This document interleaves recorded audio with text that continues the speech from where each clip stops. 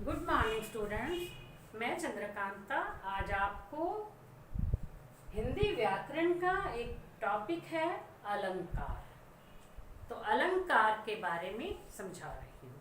वैसे मैं ये कक्षा 12वीं के लिए समझा रही हूँ, लेकिन आपका कोई प्रॉपर टॉपिक नहीं है कि अलंकार आपके सिलेबस में है, ऐसा कुछ नहीं है। लेकिन जब हमें किसी भी कविता का कोई पद्यांश आ जाता है पेपर में, उसमें से हमें उसका भाव सौंदर्य, काव्य सौंदर्य या शिल्प सौंदर्य बताना होता है, तो ऐसा प्रश्न जो है 5 नंबर का आता है। शिल्प सौंदर्य लिखे तो उसमें हम लिखते हैं कि भाषा सहज और सरल है, या आम बोलचाल की भाषा है, इसमें कवि ने ये बताना चाहा है, और इसमें इस रस का प्रयोग किया गया है और इस अलंकार का प्रयोग किया गया है। तो इस तरह से हमें जो है लिखना होता है। तो उसके लिए जो है अलंकारों का समझना बहुत जरूरी है। तो सबसे पहले अब हम ये देखेंगे भी अलंकार है क्या। तो अलंकार की परिभाषा यानी अलंकार किसे कहते हैं। अलंकार का शाब्दिक अर्थ होता है आभूषण या गहना। अब आभूषण या गहना आप समझते हो, जो गहने स्त्रियां पहनती हैं, ठीक है। अब कहते हैं कि जिस प्रकार से स्त्रियां जब गहने पहन लेती हैं तो उनकी सुंदरता बढ़ जाती है, उनकी सुंदरता में 4 चांद लग जाते हैं, हम ऐसे कहते हैं, क्योंकि गहनों से भी सुंदरता बढ़ती है। तो उसी प्रकार से जिस प्रकार से स्त्रियां गहनों को पहन लेती हैं तो उनकी सुंदरता बढ़ जाती है, उसी प्रकार से काव्य में यदि अलंकारों का प्रयोग किया जाता है तो काव्य की सुंदरता बढ़ जाती है। जैसे अलंकार काव्य की सुंदरता को बढ़ाते हैं और आभूषण स्त्रियों की सुंदरता को बढ़ाते हैं।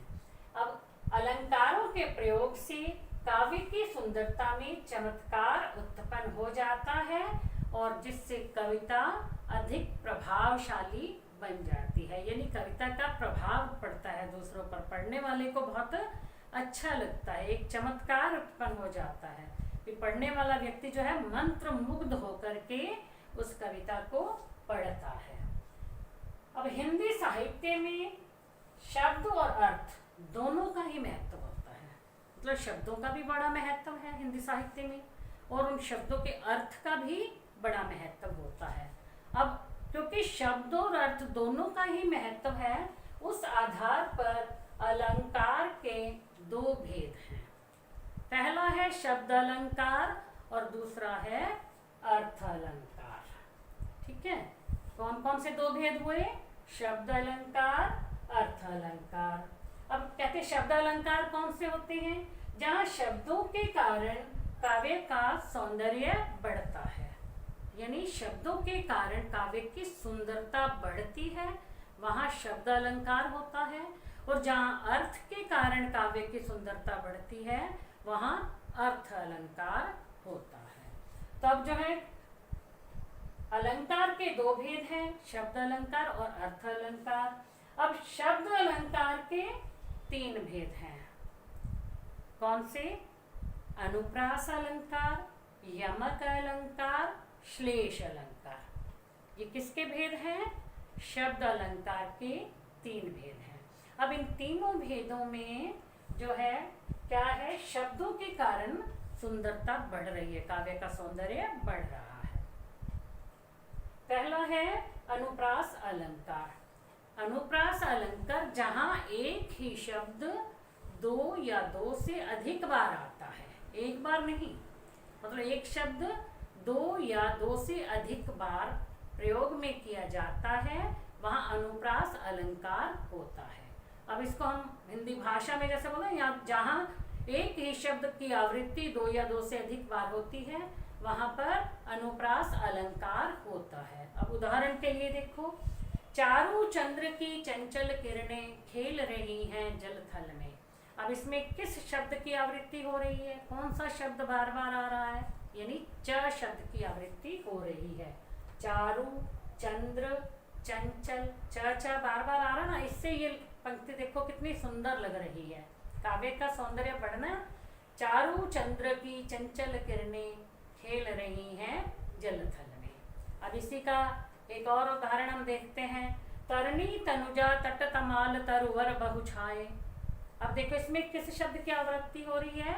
इसमें त शब्द की आवृत्ति बार बार हो रही है। तरुणी, तरुणी, तनुजा, तट, तमाल, तरुवर, त जो है बार बार आ रहा है। तो इससे जो है इस काव्य की सुंदरता में वृद्धि हुई है, काव्य का सौंदर्य बढ़ गया है। तो जहाँ पर एक ही शब्द दो या दो से अधिक बार आता है वहाँ अनुप्रास अलंकार होता है। तीसरा है कस्तूरी कुंडली बसे मृग ढूंढे बन माही। अब कस्तूरी कुंडली, इसमें क शब्द की आवृत्ति 2 बार हो गई है। तो बच्चों इस बात का ध्यान, ये आपके ज्यादातर जो है आपको कविताएं जो है ना उसमें अनुप्रास अलंकार ही होगा। आप ध्यान रखोगे कि शब्द 2 बार आ रहा है या 2 से अधिक बार आ रहा है और उससे भाषा में चमत्कार उत्पन्न हो रहा है, कविता जो है चमत्कारी हो गई है, बहुत सुंदर लग रही है। तो आपको लिखना है कि इसमें अनुप्रास अलंकार का प्रयोग किया गया है। अब इसका दूसरा भेद आता है बच्चों यमक अलंकार। पहला अनुप्रास था, दूसरा यमक अलंकार। जब काव्य में एक शब्द एक से अधिक बार प्रयोग किया जाता है, शब्द एक है लेकिन वो एक से अधिक बार आया है और अर्थ हर बार उसका भिन्न है, अर्थ अलग दे रहा है। शब्द एक है, एक से ज्यादा बार लिया गया है और 2 बार आया या 3 बार आया और दोनों तीनों बार उसका अर्थ भिन्न भिन्न होता है, अलग होता है, वहां यमक अलंकार होता है। अब जैसे काली घटा का घमंड घटा। अब देखो घटा शब्द है, 2 बार आ गया, यहाँ भी घटा यहाँ भी घटा, लेकिन इसका अर्थ दोनों बार अलग है। काली घटा यानी आसमान में छाए काले बादल, घमंड घटा यानी अहंकार का घट जाना, कम होना। तो दोनों बार अर्थ क्या हुआ, इसका अलग हुआ। पहला घटा छाए हुए बादल है और दूसरा घटा मतलब कम होना। ठीक है। अब कर का मन का डारी दे, मन का फेर। अब इसमें मन का शब्द 2 बार आया है, मन का, कर का मन का, कर मैंने होता है हाथ, डारी दे छोड़ दे। अब हम कहते हैं हाथ में माला लेकर के जो भगवान का जाप करते हैं ना, उनके लिए कहा गया है कि हाथ में जो माला ले रखी है ये बाहरी आडंबर है, इन बाहरी दिखावों को छोड़ दो। मन का फिर, और सच्चे मन से अपने हृदय से भगवान का स्मरण करो, जाप करो। अब इस मन का क्या मतलब है, माला का मोती जो हम हाथ में माला लेकर के फेरते हैं। मन का मतलब क्या होता है, अपने हृदय का, मन के अंदर का, आत्मा जिसको बोलते हैं उसका। फिर आ जाता है तीसरा बच्चों श्लेष अलंकार। अब श्लेष का अर्थ होता है चिपकना। चिपकना मतलब कि एक साथ ही रहना, उसके जो है हम कहते हैं भी अनेक सारे, एक शब्द तो एक है, उसके कई अर्थ उसके साथ चिपके रहते हैं। चिपकना का मतलब ये हो गया भी एक शब्द तो एक है लेकिन अर्थ उसके कई निकल जाते हैं, यानी कई अर्थ चिपके हुए हैं उस शब्द के साथ। जैसे अब काव्य में जहाँ एक ही शब्द के अनेक अर्थ निकलते हों वहां श्लेष अलंकार होता है। जैसे भिखारिन को देखकर पट देत बार बार। अब भिखारिन को देखकर पट देत बार बार हम जो है, अब इसका जो 2 अर्थ नहीं, भिखारिन को देख करके दरवाजा बंद करना या भिखारिन को देख करके वस्त्र देना। ठीक है। अब पट जो है ये 2 बार इसका ये अर्थ, शब्द 1 बार आया है लेकिन इसके जो है अर्थ अलग अलग निकल रहे हैं। अब पहला इसी पट का अर्थ दरवाजा भी है और पट का अर्थ वस्त्र भी है, तो अनेक अर्थ निकल गए ना एक शब्द के। शब्द एक है, अर्थ अनेक है। मधुवन की छाती को देखो, सूखी कितनी इसकी कलियां।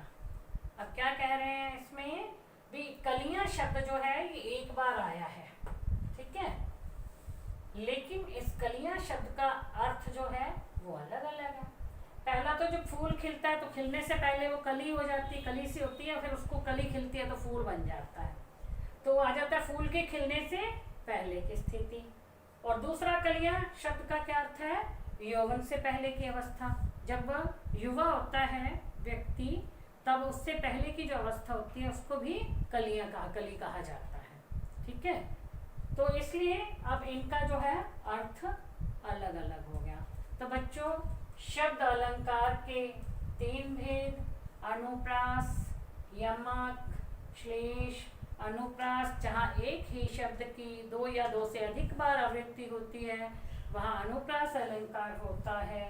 यमक अलंकार जब एक ही शब्द एक से अधिक बार प्रयोग में हो और हर बार जो उसका अर्थ भी भिन्न होता है वहाँ यमक अलंकार होता है।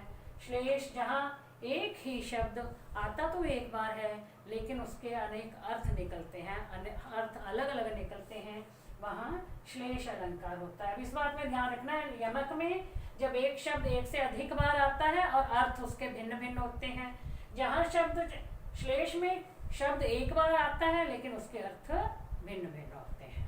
तो ये आपको शब्द अलंकार के जो 3 भेद हैं ये समझ में आ गए होंगे। तो बच्चों अर्थ अलंकार के जो भेद हैं वो मैं आपको नेक्स्ट वीडियो में समझाऊंगी। Thank you.